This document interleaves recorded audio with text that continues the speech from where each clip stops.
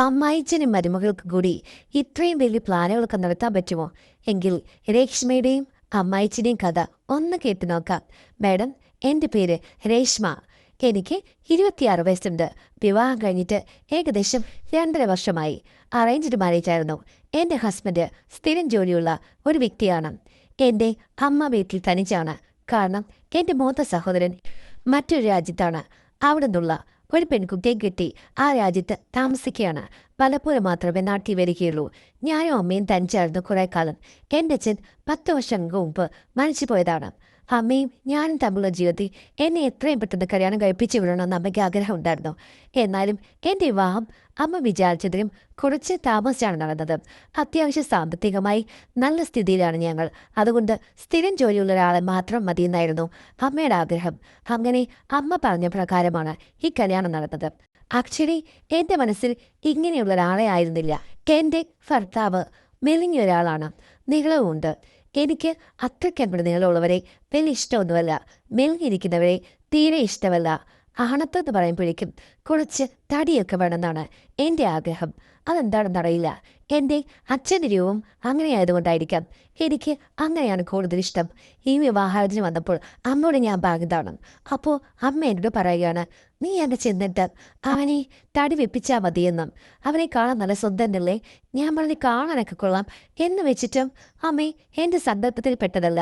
എടി, സ്ത്രീകൾക്ക് സങ്കല്പമൊന്നുമില്ല. എല്ലാം അങ്ങ് അഡ്ജസ്റ്റ് ചെയ്യാൻ പഠിക്കണം.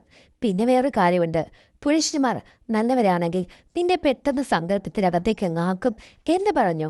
പിന്നെ അത് മാത്രമല്ല, അമ്മ എന്നോട് കൂടിയ ഡോസിൽ ഒരു കാര്യം കൂടി പറഞ്ഞു. മോളെ, ഓഞ്ഞിരിക്കുന്നവൻ ആഞ്ഞ് എന്ന് പറഞ്ഞു.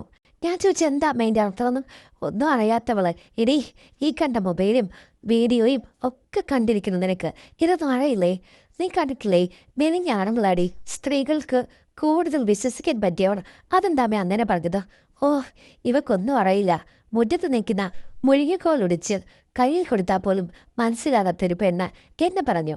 പക്ഷേ അമ്മ പറഞ്ഞതിൻ്റെ പിന്നാമ്പുറമെല്ലാം എനിക്ക് മനസ്സിലായിരുന്നു. എന്നാലും എനിക്കങ്ങോട്ട് സംതൃപ്തി കിട്ടിയില്ല. കാരണം എൻ്റെ മനസ്സിലെ കൺസെപ്റ്റേ അല്ല. അങ്ങനെ വിവാഹം നടന്നു. എൻ്റെ വിവാഹ ജീവിതം ഒരു അഡ്ജസ്റ്റ്മെൻ്റ് ആയിരുന്നു. സന്തോഷം ഞാൻ ഭാവിക്കുകയായിരുന്നു. ഒരു രീതിയിലും രണ്ടറ്റവും കൂട്ടിക്കെട്ടാൻ എന്നെക്കൊണ്ട് പറ്റിയില്ല.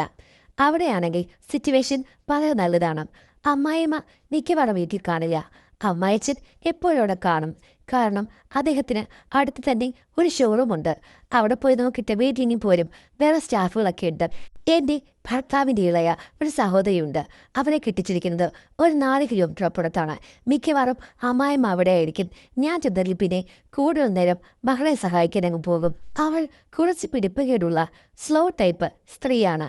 പിന്നെ പാചകമൊന്നും എത്ര ആരും അങ്ങോട്ട് പറഞ്ഞു കൊടുത്താൽ വശത്താകില്ല. ഇതൊക്കെ ഒന്ന് മേക്കപ്പ് ചെയ്യാൻ വേണ്ടിയിട്ട് അമ്മായിമ്മ സ്ഥിരയോടെ പോകും. അവളെ എങ്ങനെയെങ്കിലും നല്ലൊരു ഭാര്യ ആക്കിയെടുക്കണമെന്ന് അമ്മായിമ്മ പറയും. ഞാൻ പറയും, അമ്മ പോയിക്കോ. കാര്യം എനിക്ക് നന്നായിട്ട് പാചകം ചെയ്യാനറിയാം. എൻ്റെ പാചകത്തെ ഏറ്റവും കൂടുതൽ ആസ്വദിക്കുന്നത് അമ്മായിച്ചനാണ്. അദ്ദേഹം എന്നെ അപ്രൈസിയേഷൻസ് കൊണ്ടുപോകും. അതെനിക്ക് ഒത്തിരി ഇഷ്ടമാണ്. ഇത്രയും നാളായിട്ടും വീട്ടിൽ ഞാൻ പല കാര്യങ്ങൾ വെക്കെങ്കിലും ഇത്ര രുചിയുണ്ട് മോളെ എന്ന് പറഞ്ഞ് എന്നെ പ്രോത്സാഹിപ്പിക്കുന്നവർ വളരെ കുറവാണ്. പക്ഷേ എൻ്റെ ഒരു വൈബിൻ ചേർന്ന് പോകുന്ന ആൾ അമ്മായിച്ചൻ മാത്രമായിരുന്നു. ഭർത്താവ്, ഞാൻ പറഞ്ഞല്ലോ, മണവുമില്ല, ഗുണവുമില്ല, പുകയുമില്ല, അങ്ങനെ ഒരാൾ. പക്ഷേ ഇങ്ങനെയൊക്കെയാണെങ്കിലും പലപ്പോഴും ഞാൻ അമ്മായിച്ചനെ അടിപിടി നോക്കാറുണ്ട്. കാര്യം എൻ്റെ കൺസെപ്റ്റിൽപ്പെട്ട ഒരു വ്യക്തിയാണ് അമ്മായിച്ചൻ. അദ്ദേഹത്തിൻ്റെ കട്ടി മീശ, കട്ടത്താടി, പൗരുഷം തുളുമ്പുന്ന മുഖം, പിന്നെ കൈകൾക്ക് കാലുകൾക്കൊക്കെ നല്ല മസിൽ മാസുള്ള വെളുത്ത ശരീരം. കണ്ടു കഴിഞ്ഞാൽ നല്ല ആഠിത്യമുണ്ട്. അച്ഛനെ ഒരു തമ്പുരാൻ്റെ റോള് അല്ലെങ്കിൽ ഒരു പ്രായം ചെന്ന പടത്തലൻ്റെ റോള്, ഇങ്ങനെയുള്ള കാര്യങ്ങളൊക്കെ കാസ്റ്റ് ചെയ്ത് കഴിഞ്ഞാൽ നന്നായിരിക്കും. ഒരു സിനിമാറ്റിക് ലുക്ക് ഉണ്ടെന്ന് എനിക്കെപ്പോഴും തോന്നാറുണ്ട്. ഞാനത് പറയാറുമുണ്ട്. ഇങ്ങനെയൊക്കെയാണെങ്കിലും അദ്ദേഹം വളരെ മോഡേണായിട്ടാണ് നടക്കുന്നത്. എപ്പോഴും ഏത് വസ്ത്രം ധരിച്ചാലും നല്ല സുന്ദരനാണ്. പക്ഷേ എൻ്റെ ഭർത്താവ് അമ്മായിമ്മയുടെ ടൈപ്പാണ്. എത്ര കഴിച്ചാലും വണ്ണം വയ്ക്കില്ല. ഞാൻ എൻ്റെ അമ്മയോട് പറഞ്ഞു, അമ്മേ, അമ്മയല്ലേ പറഞ്ഞത് എൻ്റെ ഭർത്താവിനെ നന്നായിട്ട് ശ്രദ്ധിച്ചാൽ പുള്ളിക്ക് നല്ല പുഷ്ടി വരുമെന്ന്. ഞാനിപ്പം കുറെ നാളായിട്ട് നോക്കുന്നു, പുഷ്ടിയില്ല തുഷ്ടിയില്ല എന്ന് പറഞ്ഞപ്പോൾ അമ്മ പറഞ്ഞു, എടി ചിലപ്പോൾ അവൻ്റെ പ്രകൃതം അങ്ങനെയായിരിക്കും. ഇതിപ്പോൾ കുറെ നാൾ കഴിഞ്ഞില്ലേ, നീ അങ്ങ് അഡ്ജസ്റ്റഡ് ആയില്ലേ, അവന് കുഴപ്പമൊന്നുമില്ലല്ലോ അല്ലേന്ന് ചോദിച്ചു. ഞാൻ പറഞ്ഞു, കുഴപ്പമുണ്ടെന്ന് പറഞ്ഞു കഴിഞ്ഞാൽ അമ്മ എന്ത് ചെയ്യാൻ പോയാണ്, അതിന് ബദൽ സംവിധാനങ്ങൾ വലുതോ അപകടമുണ്ടോ എന്ന് ചോദിച്ചപ്പോൾ അമ്മ എന്നെ തുറച്ചു നോക്കി.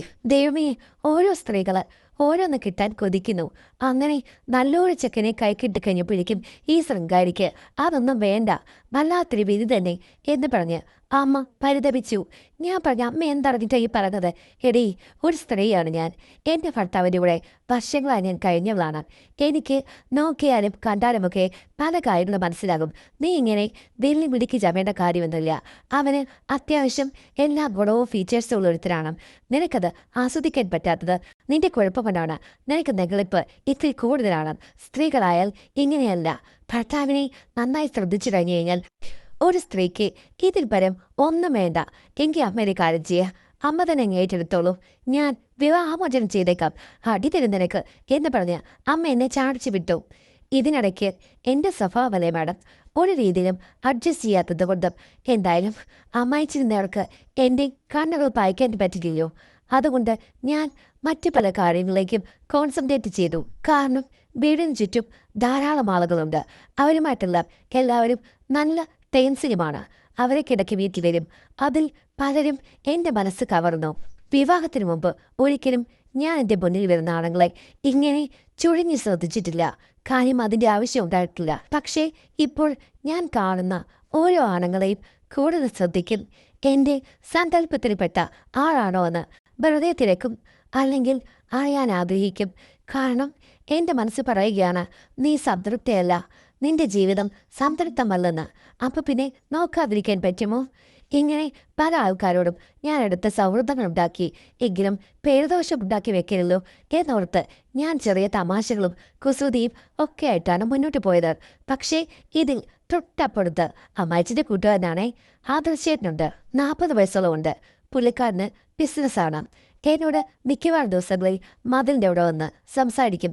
ഭാര്യ വീട്ടിലില്ല. കാര്യം അവർ നേഴ്സാണ്, വേറെ സ്ഥലത്താണ് വർക്ക് ചെയ്തത്. പലപ്പോഴും വരികയുള്ളൂ. മക്കളൊക്കെയുണ്ട്, 2 ആൺമക്കളാണ്. അവന്മാരും അവിടെ അധികം കാണാറില്ല. ഒരു ദിവസം ആദർശേട്ടൻ അവരുടെ വീടിൻ്റെ ടെറസിൽ നിൽക്കുകയാണേ. അപ്പോൾ ഞാൻ താഴെ നിൽക്കുന്നു. പുള്ളിക്കാരൻ ടെറസിൻ്റെ മുകളിലെ കരിയിലകളെല്ലാം തൂത്ത് വാരി വൃത്തിയാക്കൊണ്ടിരിക്കുകയാണ്. ഞാൻ താഴെ നോക്കിയപ്പോഴേക്കും മുണ്ട് മടക്കി കുത്തിയ പുള്ളിയെ ശ്രദ്ധയോടുകൂടി വീക്ഷിച്ചപ്പോൾ ഞാൻ ഒരു റെഡ് സിഗ്നൽ കണ്ടുപിടിച്ചു. ഞാനപ്പോൾ വെറുതെ പുള്ളിക്കാരനെ എന്നെ നോക്കിക്കഴിഞ്ഞപ്പോഴേക്കും തിരിച്ച് ആക്കി ചിരിച്ചു.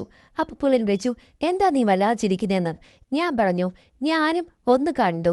എന്താടി നീ കണ്ടത് എന്ന് ചോദിച്ചപ്പോൾ ഞാൻ പറഞ്ഞു, ഒരു അപായ സിഗ്നൽ ഞാൻ കണ്ടെന്ന്. അപായ സിഗ്നലോ? ആ, ഇവിടെ നോക്കിക്കഴിഞ്ഞാൽ ഒരു അപായ സിഗ്നൽ കാണാം, റെഡ് സിഗ്നൽ. ഇത്തിരി കഴിഞ്ഞപ്പോഴാണ് ചേട്ടൻ അത് കത്തിയത്. പുള്ളി തുള്ളിച്ചാടിക്കൊണ്ട് പെട്ടെന്നുള്ള നേരെയാക്കി. എടീ, നീ ഇത് ശ്രദ്ധിച്ചാണോ താഴെ നിന്നത്? കുറെ നേരമായി നിൽപ്പുണ്ടോന്ന്. ഞാൻ പറഞ്ഞു, പിന്നെ ഞാൻ കുറെ നേരമായി ഇവിടെ നിൽപ്പുണ്ടായിരുന്നോ? നിനക്ക് നാണല്ലേ എന്ന് ചോദിച്ചു. പിന്നെ നിങ്ങൾക്ക് ഇങ്ങനെ നിൽക്കാമെങ്കിൽ എനിക്കെന്താ നാണം? ആ, എന്തായാലും നിനക്ക് ഭാഗ്യമുണ്ട്. ഞാൻ ചോദിച്ചു, അതെന്ത് ഭാഗ്യം? അല്ല, സാധാരണ റെഡ് സിഗ്നൽസ് ഒന്നും അവിടെ കാണാറില്ല, വളരെ സ്വതന്ത്രനായിരിക്കുമെന്ന് പറഞ്ഞു. അത് കേട്ടപ്പോൾ ഞാൻ പൊട്ടിച്ചിരിച്ചു. എന്നിട്ട് ഞാൻ പറഞ്ഞു, സ്വാതന്ത്ര്യമാ ചേട്ടാ, എനിക്കിഷ്ടം. പെട്ടെന്ന് ഞാൻ അകത്തേക്ക് കയറിപ്പോന്നു. ഞാൻ പറഞ്ഞത് കൂടിപ്പോയോ? വ്യക്തമായി ഞാൻ അയാളോട് സൂചിപ്പിച്ചു, ഒരു സ്ത്രീയും സ്വന്തം ഇംഗിതം ഇങ്ങനെ തുറന്ന് പറയാൻ പാടില്ല. ഇത്രയും കടന്ന കൈയായിപ്പോയി. എന്നെ അയാൾ വിനു ആവാജായിട്ട് കാണുമല്ലോ എന്നോർത്തപ്പോൾ എനിക്ക് പുള്ളിയുടെ മുഖത്ത് നോക്കാൻ വലിയ ചമ്മലായി.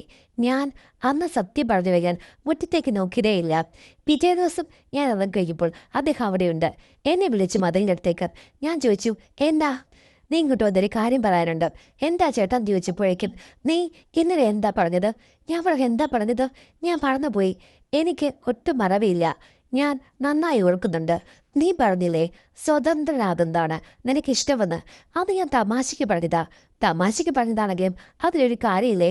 എന്ത് കാര്യം മോളെ? നിന്റെ ജീവിതത്തിൽ എന്തോ ഒരു മിസ്റ്റേക്ക് ഉള്ളതായിട്ട് എനിക്ക് തോന്നുന്നു. അതെന്താ ചേട്ടാ ഒരു മിസ്റ്റേക്ക്? അല്ല, നിന്റെ എന്നോടുള്ള പെരുമാറ്റവും നിന്റെ ഓരോരോ ആക്ടിവിറ്റീസും കാണുമ്പോൾ ഞാൻ ഓർക്കുന്നത് ഒരു കാര്യമാണ്. ഞാൻ ഒരു ചീത്ത പെണ്ണാണെന്ന് ചേട്ടൻ ഓർത്തോ? ചേച്ചേ, അങ്ങനെയല്ലടി, നിന്റെ ജീവിതത്തിൽ നിനക്ക് യഥാർത്ഥത്തിലുള്ള ഒരു സന്തോഷം കിട്ടുന്നുണ്ടോയെന്ന് എനിക്ക് സംശയമുണ്ട്. അതെന്താ ചേട്ടൻ അങ്ങനെ പറഞ്ഞത്? അല്ല, നിന്റെ മുഖഭാവവും പെരുമാറ്റവും കണ്ടിട്ട് എനിക്ക് അങ്ങനെയാണ് തോന്നിയത്. പക്ഷേ ചില കാര്യങ്ങൾ എനിക്ക് നിന്നോട് തെളിച്ചു പറയാൻ പറ്റില്ല. അതെന്താ ചേട്ടാ? എടി, അങ്ങനെയൊക്കെ പറഞ്ഞു കഴിഞ്ഞാൽ നിന്റെ ജീവിതത്തിന് അത് തടസ്സമാകും. എൻ്റെ ജീവിതത്തിന് തടസ്സമാകുന്ന എന്ത് രഹസ്യമാണ് ചേട്ടൻ പറയാൻ പോകുന്നത്?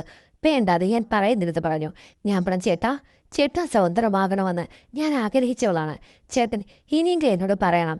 നമുക്ക് ഒരു അണ്ടർസ്റ്റാൻഡിങ്ങിൽ പോകുന്നതാണ് ഏറ്റവും നല്ലതെന്ന് പറഞ്ഞപ്പോൾ ചേട്ടൻ എന്നോട് പറഞ്ഞു, എടി, നിന്റെ ഭർത്താവിന് പണ്ട് തൊട്ടേ ഒരു സ്വഭാവമുണ്ട്. അതെന്താന്ന് ചോദിച്ചപ്പോഴേക്കും അവനെ ശരിക്കുമില്ലേ ഒരു 19 വയസ്സ് കഴിഞ്ഞ പെണ്ണുങ്ങളെയാണ് ഇഷ്ടം. ഒന്ന് പോ ചേട്ടാ. മോളെ, ഞാൻ പറയുന്നത് സത്യമാണ്. അങ്ങനെ അവനെ ചുറ്റിപ്പറ്റി ഇവിടെ പല സംഭവങ്ങളും നടന്നിട്ടുണ്ട്.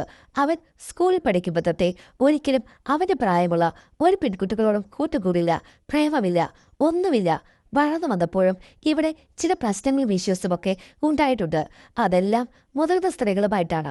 ഇവിടെ നല്ല പേരുദോഷം അവൻ്റെ പേരിലുണ്ട്.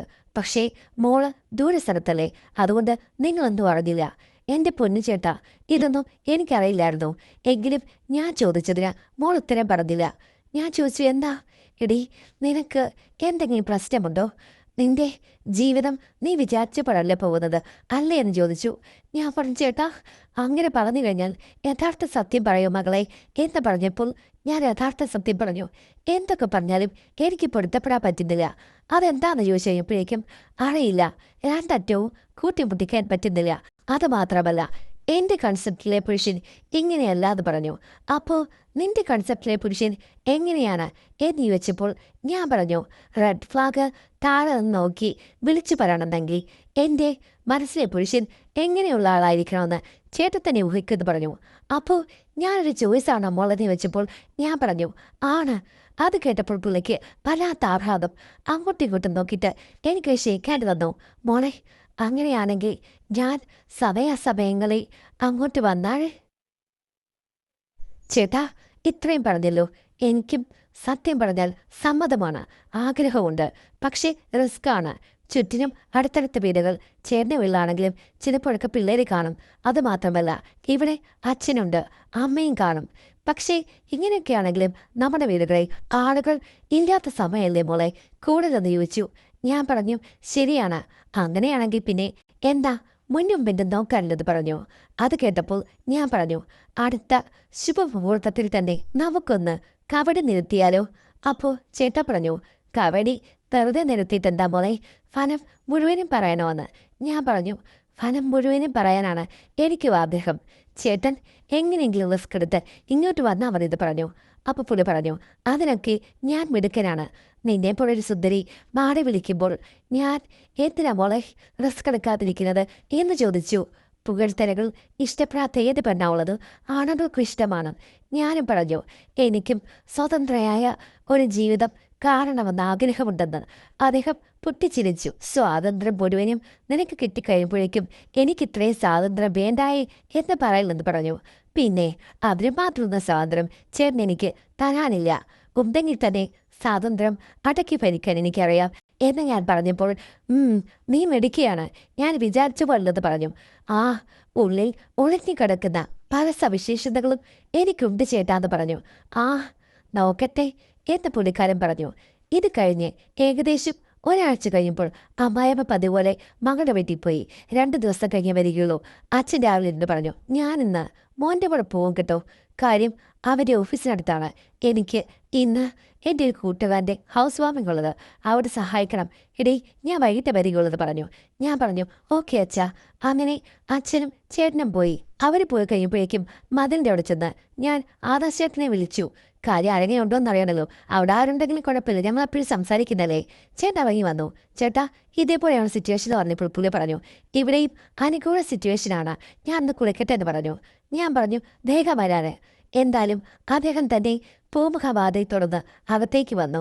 എനിക്ക് യാതൊരു റിസ്ക്കുമില്ല.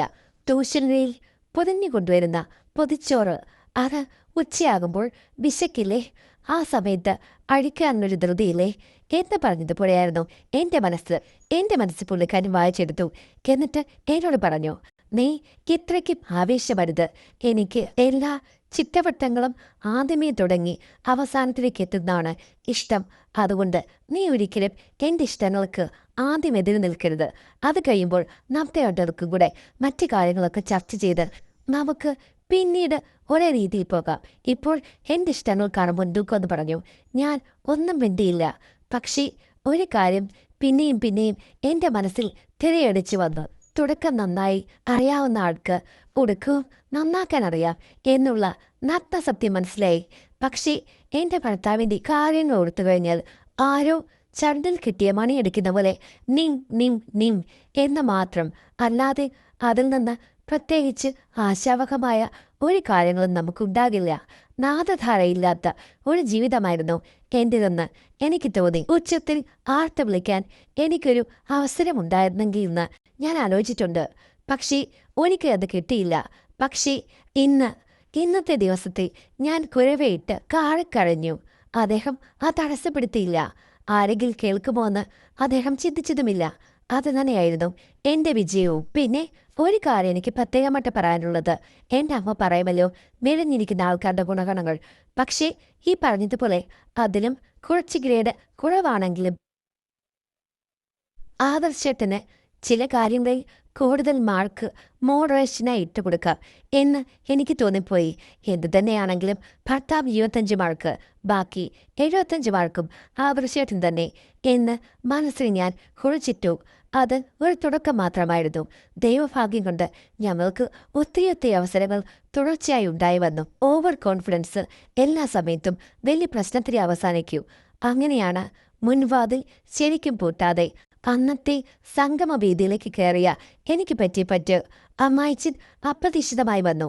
കയ്യോടുകൂടി ഞങ്ങൾ പിടിക്കപ്പെട്ടു എന്ന് തന്നെ പറയാം. ഞാൻ പെട്ടെന്ന് എന്തു ചെയ്യണമെന്നറിയാതെ ഇത് കർത്തവ്യധാമോടെയായി. ആദർശേട്ടനും വല്ലാത്ത വിഷമത്തിലായിരുന്നു. ഒരു സൗഹൃദവും ബന്ധമൊക്കെ നശിക്കുമല്ലോന്ന്. പക്ഷേ ഞങ്ങൾ പ്രതീക്ഷിച്ചതിനും വിപരീതമായ കാര്യങ്ങളാണ് നടന്നത്. അച്ഛൻ അവിടെ തന്നെയിരുന്നു. എന്തായാലും നിങ്ങൾ തുടങ്ങി വെച്ചു. പാതിയായപ്പോൾ ഞാൻ വന്നു. ഇനി അവസാനിപ്പിക്കാതെ പോകേണ്ട കാര്യമില്ല. ഈ കാര്യത്തിൽ ഞാൻ നിങ്ങളുടെ കൂടെയാണ്. പക്ഷേ എൻ്റെ മരുമകൾക്ക് ഇങ്ങനെയൊരു കാര്യം തോന്നാനുണ്ടായ കാരണങ്ങൾ എന്നോട് അക്കമിട്ട് പറയണമെന്ന് പറഞ്ഞു. എൻ്റെ ഭർത്താവുമായുള്ള പൊരുത്തക്കേടുകളെപ്പറ്റി ഞാൻ അച്ഛനോടെല്ലാം പറഞ്ഞു. അച്ഛനത് കേട്ടു. കൂട്ടത്തിൽ ആദർശേട്ടനുണ്ടായിരുന്നല്ലോ. അത് കഴിഞ്ഞ ശേഷം ഞാൻ എന്തുകൂടി കൂട്ടിച്ചേർത്തു. ആച്ചരി വന്നപ്പോൾ മുതൽ എൻ്റെ കണ്ണുകൾ പാഞ്ഞിരുന്നത് അച്ഛനിലാണ്. പക്ഷേ എനിക്കറിയാം അത് ശരിയാകില്ലെന്ന്.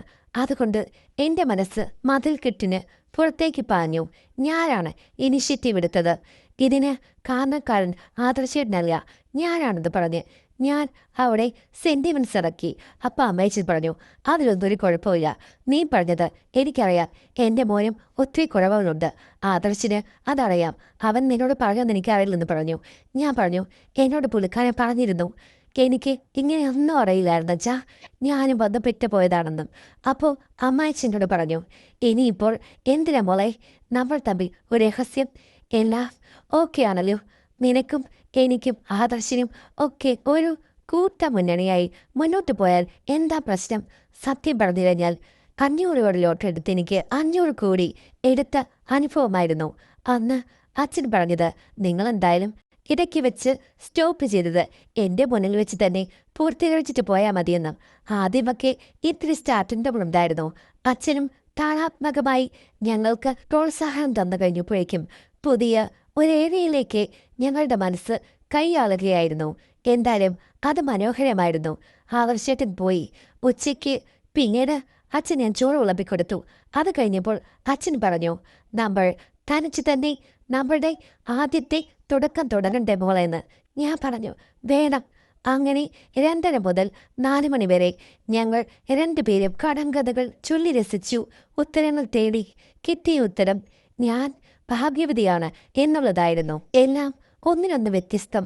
അതൊക്കെ എനിക്ക് അനുഭവിക്കാൻ പറ്റിയല്ലോ എന്നോർക്കുമ്പോൾ ഞാൻ ആർക്കാണ് നന്ദി പറയേണ്ടതെന്ന് എനിക്കറിയില്ല.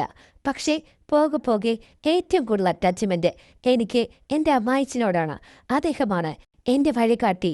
എൻ്റെ എല്ലാ കാര്യങ്ങൾക്കും അദ്ദേഹം കൂട്ടു നിൽക്കും.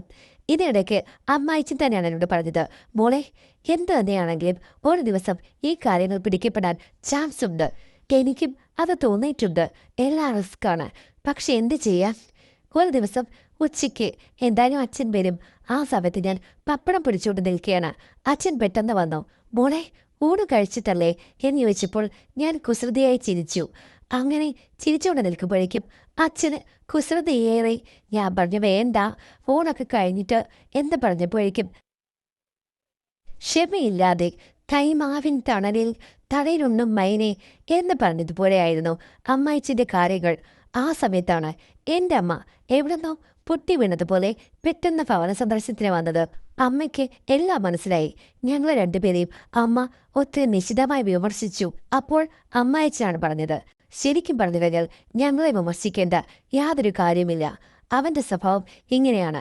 ഇവിടെ കുറ്റം പറയാൻ പറ്റില്ല.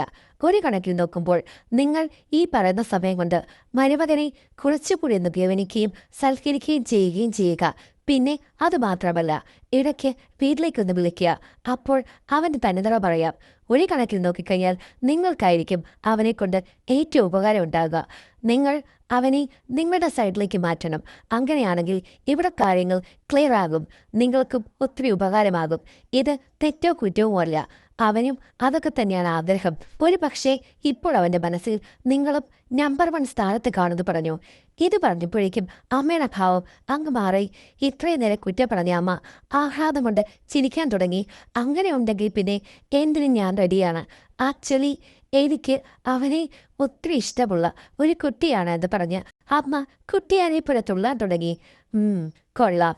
ഇവിടെ ഇപ്പോൾ ഞാൻ ആശ്രയപ്പെടേണ്ട ഒരു കാര്യമില്ല. എൻ്റെ കയ്യിൽ നിന്നും തട്ടിപ്പറിച്ചെടുത്തോണ്ട് പോകാൻ ഒന്നുമില്ല. ഒഴിഞ്ഞു പോയാൽ അത് നല്ല കാര്യം മാത്രം. അങ്ങനെ വിചാരിച്ചു. അമ്മായിച്ചനാണെങ്കിൽ എൻ്റെ മനസ്സ് അറിഞ്ഞെന്നവണ്ണം അവനെ നിങ്ങൾ ഇടയ്ക്കിടയ്ക്ക് വീട്ടിലേക്ക് അങ്ങ് വിളിക്കൂ എന്നൊരു ആവശ്യം പറഞ്ഞ് എല്ലാം ഓക്കെ ആണെന്ന് പറഞ്ഞു. അമ്മ അത് തലയാട്ടി സമ്മതിച്ചു. അമ്മയല്ലേ വിളിക്ക്, അവസരം കിട്ടാൻ വേണ്ടി നോക്കിയിരിക്കുമായിരുന്നു. ആ കാര്യം ക്ലിയറായി. ചുരുക്കം പറഞ്ഞിടഞ്ഞാൽ ഏകദേശം 2-3 മാസം കഴിഞ്ഞപ്പോഴേക്കും ഭർത്താവ് എന്നിൽ നിന്നും പൂർണ്ണമായി അകന്നു. എത്ര ചോദിച്ചിട്ടും ഒന്നും പറഞ്ഞില്ല. എനിക്ക് കാര്യങ്ങളൊക്കെ മനസ്സിലാകുമായിരുന്നു. ഒരു വട്ടം വാട്സാപ്പിൽ നിന്ന് അമ്മയുടെ വോയിസ് നോട്ട് ഞാൻ കണ്ടെടുത്തു. അത് വെച്ച് ക്വസ്റ്റ്യൻ ചെയ്ത് കഴിഞ്ഞപ്പോഴേക്കും പുള്ളിക്കാരൻ സമ്മതിച്ചു. ഹിസ്റ്ററിയൊക്കെ പറയുകയും ചെയ്തു. ചെറുപ്പക്കാരികളായുള്ള ഇഷ്ടം എന്നുള്ളത് തുറന്ന് സമ്മതിച്ചു. അപ്പോൾ എൻ്റെ ഇഷ്ടങ്ങളും മറുഭാഗത്ത് നടക്കണ്ടേ എന്ന് ചോദിച്ചു. അപ്പോൾ നിനക്ക് എൻ്റെ മനസ്സിൽ അയക്കുമെന്ന് പറഞ്ഞു. അത് കഴിഞ്ഞതിൽ പിന്നെ ഞാൻ ഒന്നും എക്സ്പ്ലെയിൻ ചെയ്തിട്ടില്ല.